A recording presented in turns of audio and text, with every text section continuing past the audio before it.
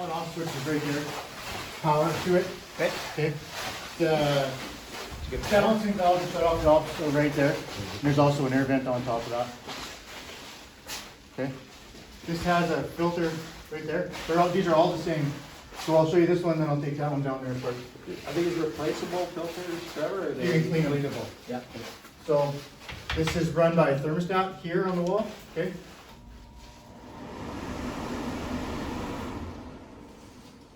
And these are also wide open loops. Okay, so no control valve. No control valve, just a balancing valve and a shut off valve.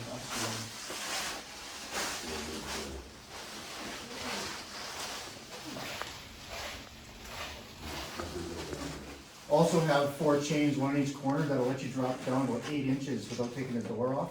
So you drop the door down and it'll hang off the chain, and then you can disconnect the chain and swing it right down so it doesn't fall on your head. As you take it down, you can actually see one of the chains right through the door. And we're always on high, right? You're always on high, yeah.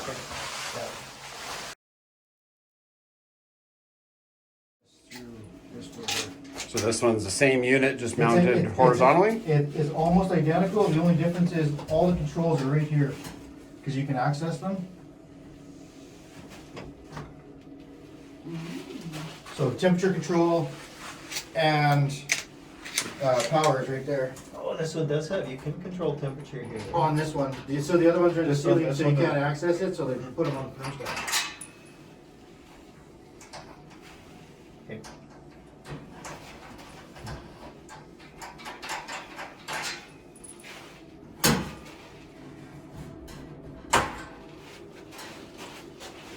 So here's the filter. And that'll be the same as the They're ceiling all- mounted. they're all- So-called a filter. I They're guess. so-called a filter, yeah. Yeah, okay, so. So there's 2 manual shut-off valves there. The actual control valve and balancing valve are in the ceiling. Oh, just outside the vestibule. But when I did the building, I put valves on to test, Okay. and I just left them installed. Okay. Well, so this one does have a control valve. It does have a balancing valve. Oh, balancing it, okay. Yeah. For flow, okay. Yeah. So And are these all, or 120? they're all 120. Yeah. 120? Okay.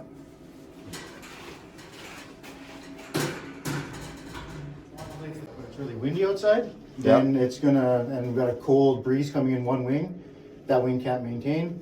Boiler water will just creep up 5 degrees just to help, and then, right? So, and it's not just the boilers that heat the building. The air handling units on the roof also warm the air. So I'm sending warm air in, and then the reheat coils, which are all over the building, are also warming too, right? So. Okay. Fan, and that's all it does. The water is going through there all the time. I think eventually we'll probably have to clean it, because I know the one in our ambulance garage, we have to clean those. The coil Soil, yeah, they do. Yeah. Like on the third, I think. And you said there's a oil valve for There's the an oil motor? port on top of the motor. Okay. What is it? Bushings or bearings? They're bearings.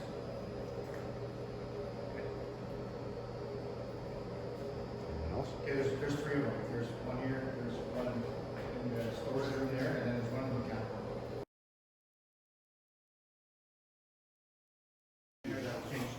And there's all over the place those things are. Okay, this one's heated by. I was thinking about hot water. The core though, fan unit or? The fan unit has an ERV and the air handling unit in the mechanical room. Okay. So there's a heating coil in there which will preheat the air. Yeah. The ERV also has a mixing box in it that preheats the air, which semi-feeds the air handling unit. So, and then these all have reheat coils. Okay. So.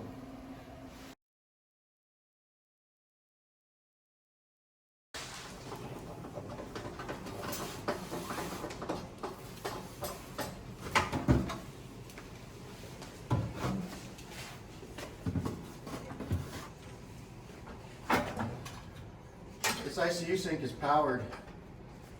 This whole wing is powered off of 1 breaker. Okay, there's a transformer here. This feeds power to this control box. This down here is a mixing valve. Okay, these are all preset. And if you wanted to warm them up to higher temperatures, you can, but they're all preset and they're all based on springs. They're not based on an actual mix. So it knows what it wants, and then it just changes on spring pressure, okay? There's a little bracket up here to hang this control box, okay? And they're all pretty much the same. So let's say we wanted to increase that water temperature. Hotter. So you counterclockwise. Oh, okay. So It's just an Allen. It's just is an that what Allen. that key is for? That Allen? It's an Allen key. Okay. Yeah. The one hanging there. This one? Yeah. What's No, that I'll for? show you what that's Oh, for. okay. So this, the bottom, there's a hole right here. Yeah. Okay. Plastic nut. Oh, Okay. for that. Oh, You just okay. you just take this thing, wax up. Try and find the hole. It's actually, there's a pretty big bottom where you can stick your hand in.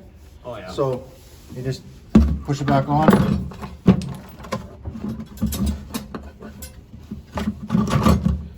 And that's it.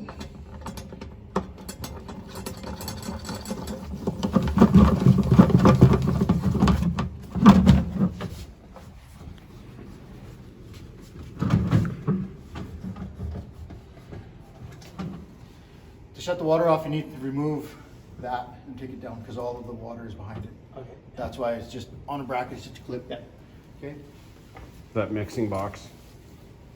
You gotta take that down, you mean? Yeah, you just drop it down and it hangs off of its supply line and it's fine. So, right? So if you ever have a problem with one not getting any power, okay, and it doesn't work for you, check another one. Like this whole wing on this whole side is off one breaker, and then that one's off of one breaker. So if But this one's just not working, sinks. and these just the power sinks. Power sinks. Yeah. None of the other electrical outlets or lights, just That's correct. this. That's Yeah. correct. So if any of the sinks on this side or none of them are working, check the breaker. If one of them's not working, then it's the sink. Okay. Okay? Dishwasher.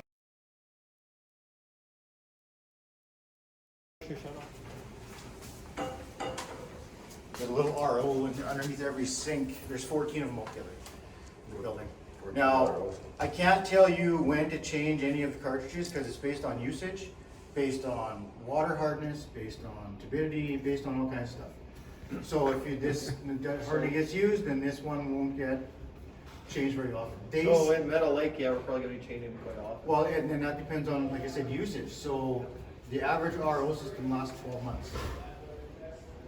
So I don't think we'll be getting that. that's fine. So the only way to tell is pressure and taste. So you can tell by pressure that your sediment filter is starting to plug and your carbon filters are starting to get plugged. On So there's no pressure, pressure gauge. Is there pressure gauges on there? there's no pressure gauges on these systems. There is 2 valves underneath there. One is tagged fridge and one is tagged coffee. Okay? So I've installed the valves underneath there because when you want to pull out your fridge or your fridge tends to have water leaking behind it, you can just shut the valve off underneath the sink. The only location that doesn't have the valves installed underneath the sink is in the core, and I can't remember the exact room right now. But both valves are installed behind the fridge. The fridge valve and the coffee machine valve. Okay. But all of the other ones are installed underneath the sinks.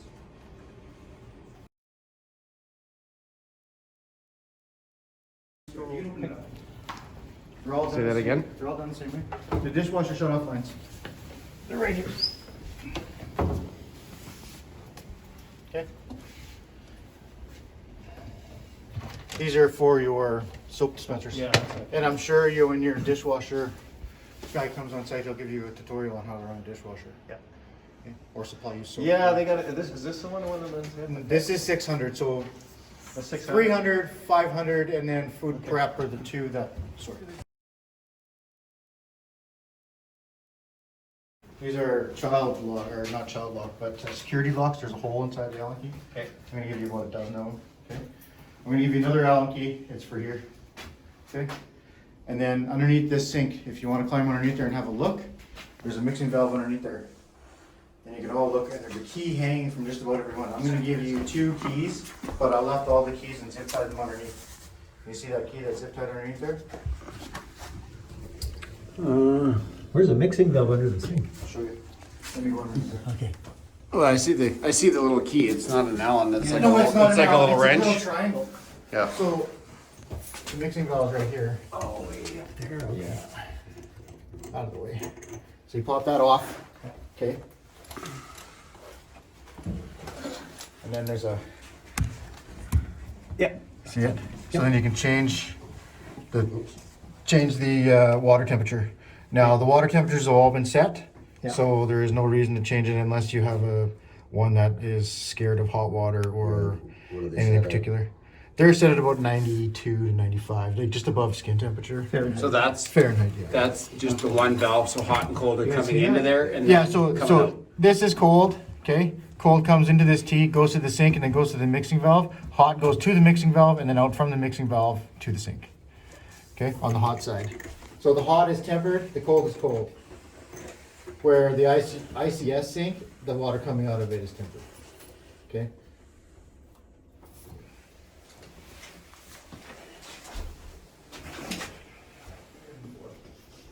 So 104 for the showers. and those are based on the locking mechanism inside the delta head. Right. Yeah, I'm sure you guys have. Okay.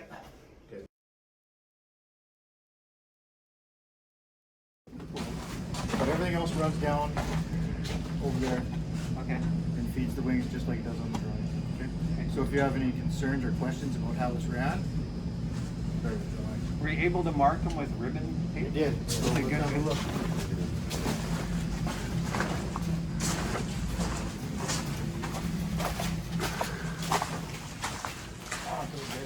So there's isolation valves for each wing. So this is 500, that one's 600, okay? And then the way they're identified. Okay? You should be able to pretty much see the next set of identification from this last identification. You see it? Yep. Okay. So then when you get to that one, you go to the next set of valves, and there'll be one with the next set of keys. And then I did it so you don't really have to go very far to trace it out. You want to figure out what something is, you can go, right? So you should be able to figure out what these valves are for. Okay? So there's another blue ribbon. Well, you can go anywhere you want in the valve space. Okay?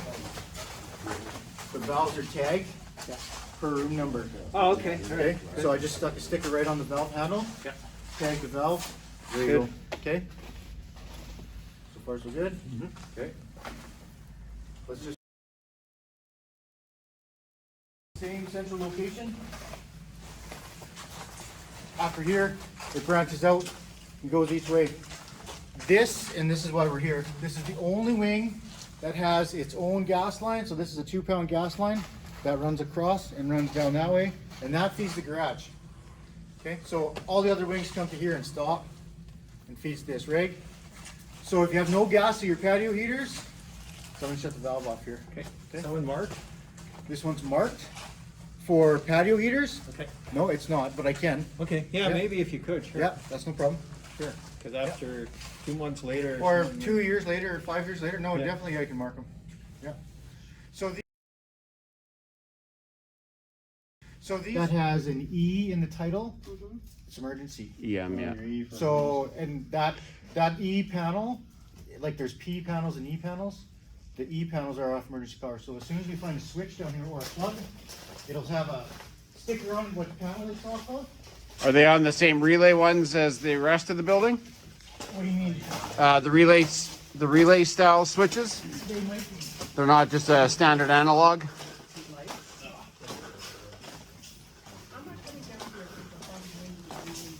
Oh, you have your cell phone all the time, don't you? On daily? No. You don't. Leave it laying weird places. Here's a good example. This is a C panel. This is not on emergency power. This plug is not on emergency power. Okay, so those switches aren't tagged, so I can't tell you. But I know that that plug over there is on emergency power. And the plug across from it is on emergency power, so there's 2 plugs per wing down here that are on emergency power. Because those are red, so they are. All the red ones are. Are they red? I can't see I them don't here. know. It kind of looks darker. I just know that they are on emergency power because we looked them up. It's red. Yeah. So now the sumps behind you aren't installed yet. So I will have to have you come back here one more time, and I still want to go through the mechanical room a little better. So there's 2 pumps there. The controller is right there on the wall. Okay. So there's going to be a float for high water and a float for low water, and then there's going to be a float for pump 1 on, pump 2 on, and then both pumps off. Okay, and the pumps will cycle. And you should also be able to monitor from the BMS system. Right. So you're gonna know what's running, what's not, which one's running, which one's not. But Yeah, if, take turns. let's say one is failing and the high level alarm comes on, it's automatically gonna try the other pump that's not working, and then it's gonna pump it out. So if one of the pump fails, the other pump's gonna go on, you're gonna get notified in the BMS system that pump 2 failed, for example, and then you're gonna be able to come down here. You're not gonna be flooded because one pump's gonna be working, so. Okay, so, like if all the books that come with this stuff like that, it's all gonna be up there, okay? So, and I'm probably gonna take the stickers that come with the boxes, and I'm gonna stick them right on the control panel. Good, good, good. So then you'll know the serial numbers and everything, so everything will be stuck Yeah. somewhere here, okay? Or maybe on the side, okay? But they'll all be stuck. So I know what that's the problem we had at the hospital. After 10 years later, the labels are all rusted and you can't tell, get any information off the pump. Yeah. Those are nice and light, hey? I told we better go to the gym. I'm gonna have to go to the gym too. Drop me down there. They're only 120 volts, or is that the control? No, that's the pump. Really cool, huh? There's our 3-phase 208 volt. At the hospital. Yeah, they're big. Because they dumped the loading Just like a little ball of lead. Right.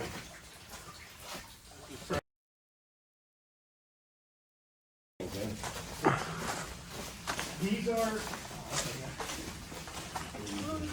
and these should have had stickers on them already, but my guy must have missed this one. It's down here right now. So there's a balancing valve on this side, and this runs all the way down, runs across, runs around the corner, and then there's a shutoff valve, and these are on manual thermostats. Their dial settings 1 through 5. 2.5 is 70 degrees, so you want 70 degrees down here, 2.5, and that's what they're set at right now. So if you find that it's too hot down here, then you can. Okay, so where's that? Where's Oh, we can go over here. We'll just walk around the corner.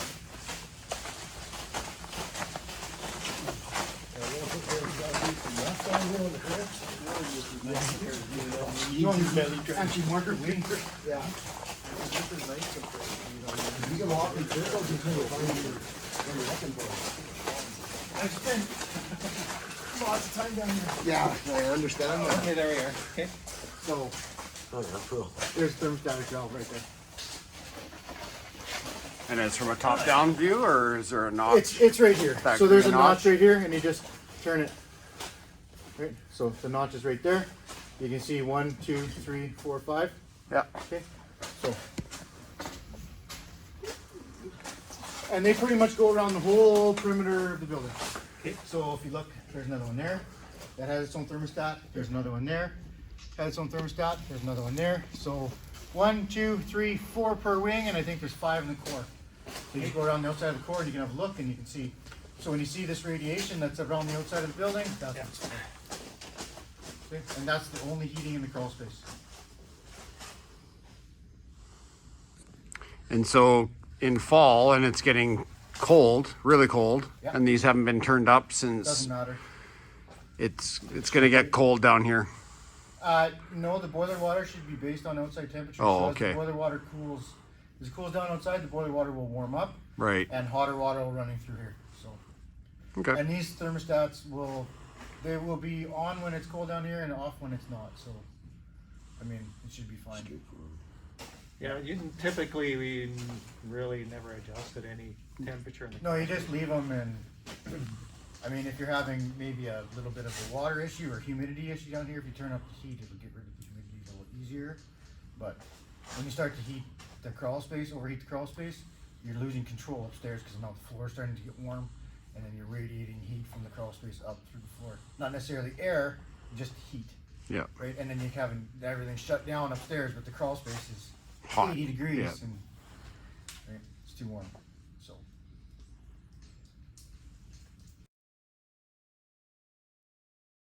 Say that again, please. This 2-inch line is the cold water that feeds the garage. Okay? And then this line right here is the 2-inch line from the discharge from the sump pit in the garage. Okay. Okay? And then that's the sprinkler line. So we're in 6 right now. Comes from the garage. We're in 500 5. right now. We're right below 522. Okay.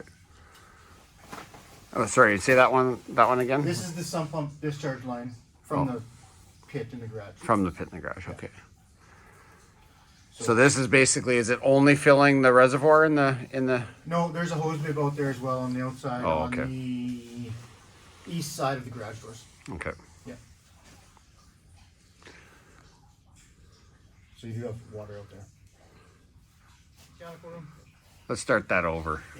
What's this big? What's this big black pipe? Take two. It's the sprinkler line feed from the garage, so and that feeds the mechanical room. Okay. So all three For the lines- whole building, not just for this set of houses. Correct. Yeah. Correct. Because it's the only one that goes to the garage.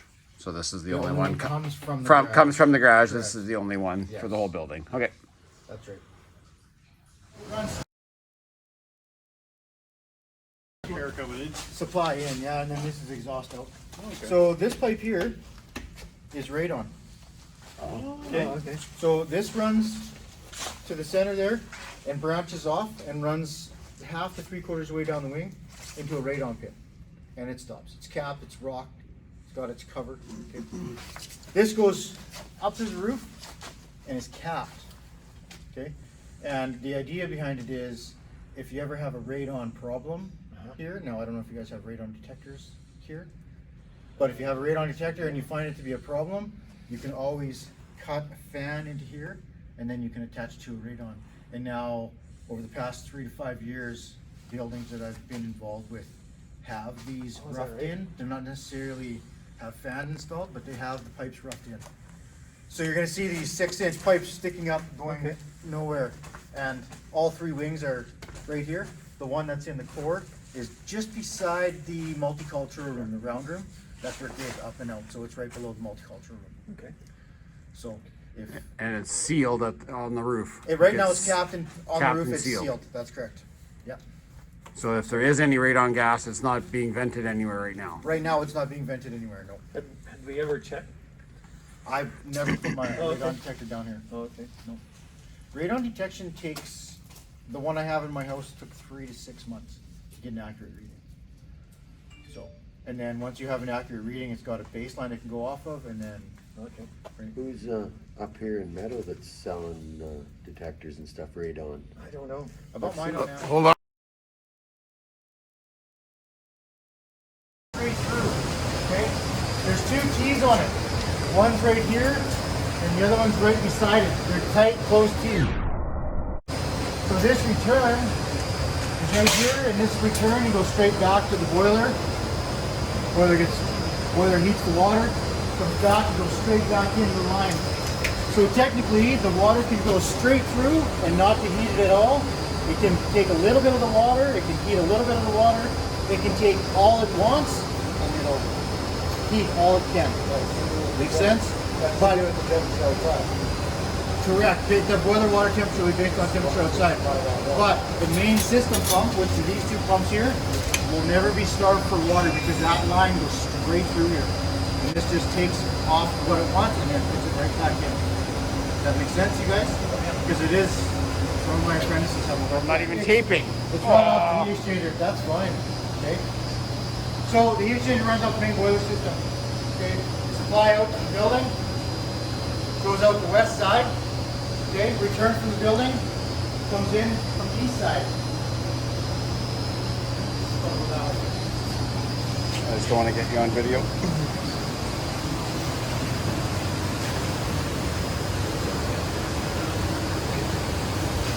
So as the supply goes out to the building, the last unit in every wing is where it stops, and that's where the return starts and comes back. Okay? Follow it on the drawing, it makes sense, but let's use one wing as an example. The supply will run out, run all the way down to the end. The last room is the end of that supply run. That's the beginning of the return, and that runs all the way back. Okay, so the supply feeding one wing will be big on the beginning. The return will be same size as it goes. So it'll be changes this. size. It'll be the side of the hallway that doesn't have the storage room crawl space access. It'll be the other room on the other side of the hallway, where the room is actually in the corner of the wing, right? No, it actually goes all the way back to from bariatric room two bariatric rooms. Oh. So 5, 6, 3, 4, 1, 2 is considered one wing. Yeah. And those are cottages per wing.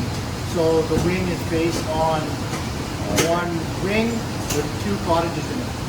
Okay, so that heating system goes around 5, all the way around, and then goes to 6, goes all the way around back to, and you can say the bariatric rooms is where they start and end. And in. Yeah, Okay. so that wing ends there. Now the core has another set of lines that goes and picks up all of the wings, right? So then this one starts and goes out, branches off, does the core, goes 1, 2, goes all the way around, goes to 3, 4, and it all comes back right there. And it all goes out right there. So as the building comes in, back to the room, as cold water will say, returns there, as hot water supplies there. Okay. Everything looks like it's just that's all the software. We don't do any hot water or domestic hot water. We don't do anything but the heating system and the humidifier in the mechanical room. The humidifiers out, which I've showed you in the past, and you'll get this jump on Wednesday. Those are on regular water. Okay? You said the humidifiers are the one humidifier. Oh, one. Okay. You brought that up? Yes, I know, yeah. You did not go for it? We're gonna have trouble with those. There's probably enough capacity here. I've sent these to regenerate every 6 months. Alright. Well, there's hardly any usage on it. So if you do need to dump your heating system, you can automatically regenerate these. There's down heat. Force this thing to regenerate. Okay? But to go through this where there's no room, it's very easy, very self-explanatory. The book is right here. It takes you 2 minutes. And it's very, you shouldn't have to do anything. Absolutely not. Check the salt. And for as often as you're going to regenerate and often you're going to use, I don't think you're going to. Designed to take micro bubbles out. Now you guys probably already know all of this stuff. There's an automatic air.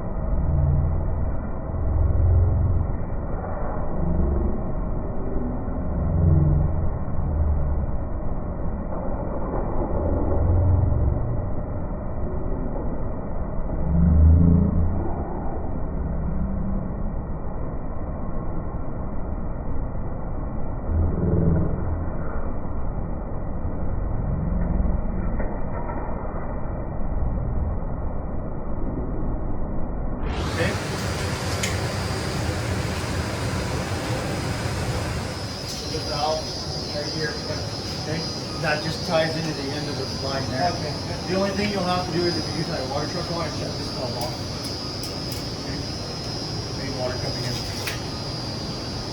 So, the only other thing I can show you is the water heaters and the MCC. The MCC is Will the booster pumps draw it down, because the booster pump's going to recognize that the system is below pressure?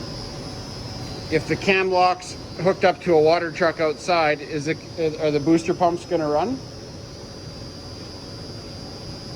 Because that might collapse that, right? You talked about that at one point, that might collapse the lines. The booster pumps will shut down on low incoming water pressure. And it'll be whatever I set it for. I haven't set them yet, but like I haven't. Yeah. Nothing's been set on those pumps. When it gets down, like right now, we can look at incoming water pressure. And incoming water pressure is about 41, 42, okay? 40 something, 40, just over 40 pounds coming into the building. It's going to maintain, and you want 65 pounds, so we need to boost this water pressure to 25 pounds, which is a fair bit. So now we're going to be drawing off of the system, and I think that's what's happening. So once I feed the system 65 pounds of water, and I start to draw this line down to like we're 32, 35. I shouldn't draw it down to more than 38, but I don't know what pounds we use. Like don't want to make any assumptions. Yeah. Right? So I can set this thing so the pump shut off at 30 pounds. But then if I do that and this thing needs 30 pounds to make 65 pounds, then these pumps will just shut off. So I need to find that kind of medium what the count can supply us. Okay? So if we do have to actually hook up a water tank, we're gonna need a portable pump of some sort. Were you expecting to draw out of that tank with these? I thought that's what. You can't block it. Will this? What I'm asking though is, will this line here? Will that collapse? Oh, okay. So it's copper all the way to the outside. It's copper all the way to the cam lock.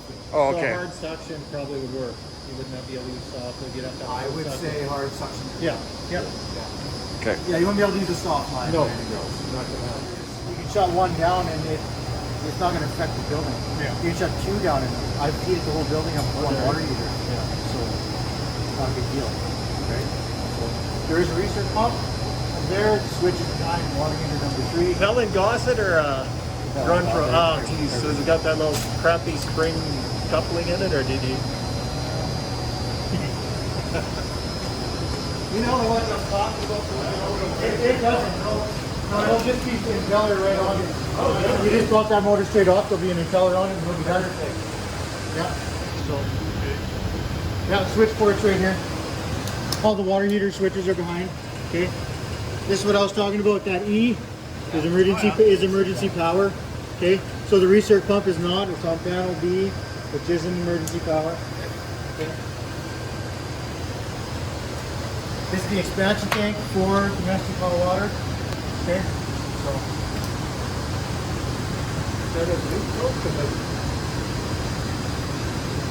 yeah, Is that new to the hospital? expansion tank on domestic hot water. No. It Yeah. is. Okay. And it's.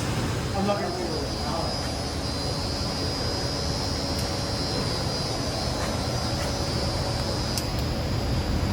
So this is the main screen on the water heater. There's a disable button right here. Okay. There's a service button. So on the service button, you can check system health. Okay. You can check alarms. Okay. You can check alarm history. Okay. You can go to current alarms. Okay. You can clear them. You can do whatever you like. You can change the water temperature just by up and down arrows. I've got it set for 34 to 35 degrees. Okay. You can check the status of the whole operation of the heater that's operating. Other than that, you can disable and disable it. Like the water heaters are pretty standard. Okay. The only thing I can say is, and just like every heating appliance, you check the exhaust and the intake, which are directly above it on the roof. Okay. So if the intakes are plugged because of frost, or you guys probably run across it on occasion, water heater will trip out on combustion failure, they'll call it. It'll either be gas or pressure, which is gonna be on the roof. Okay? So, other than that, pretty standard. What would be the typical lifespan of these? That depends on water quality, usage, right? So, they have 3. There's 1 here, one here, and 2 in the back, and they're based on sensors. So they will know when the panels grow and it'll give you an alarm. So, yeah. I've got one in that first water heater that I changed. So I think it was 12% factory. What are they worth? Actually, what are they worth? Do you know what they're worth each? I'm not going to guess the numbers. Anode or the heater? Anode or the heaters? No, the heaters. Oh, I can't say. Okay. What are the big keys? These are hose bib keys. Hose bib, Okay. Air handling unit keys. The air handling unit's on the roof, so it doesn't need to be locked. So these are the keys for the locks that are not locked right now. They don't need to be locked. It's to keep the public out. Sometimes they sit on the ground. They're not on the ground, they're on the roof.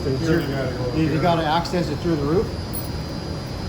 These keys are for the mixing valves underneath the residence suites. There's also a key hanging underneath every suite. So this one is so you don't have to pick that one off. But okay. Now I'm not going to say absolutely everyone has one because I didn't install every sink part in. It almost looks like a 3/8 socket. It might be. Okay. You shouldn't lose all those. I wouldn't take it Back over. on the seat.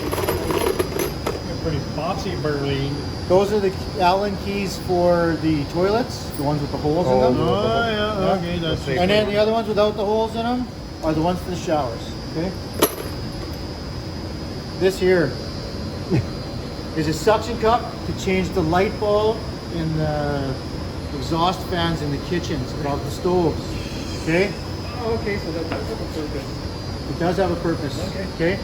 We found 3 light bulbs that were not working.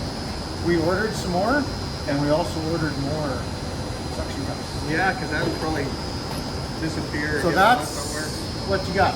Okay. So Basil, that's yours. It just slides out. It's just a bar. It'll be about that long.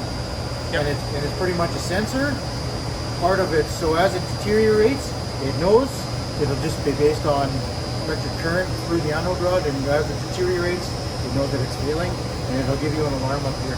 Actually, yeah, if you change them more often, those will actually extend the life of your. Sacrificial. Yeah, they'll extend the life of your water heater. They corrode your bar instead of the rest of the stuff. That's right. Yeah.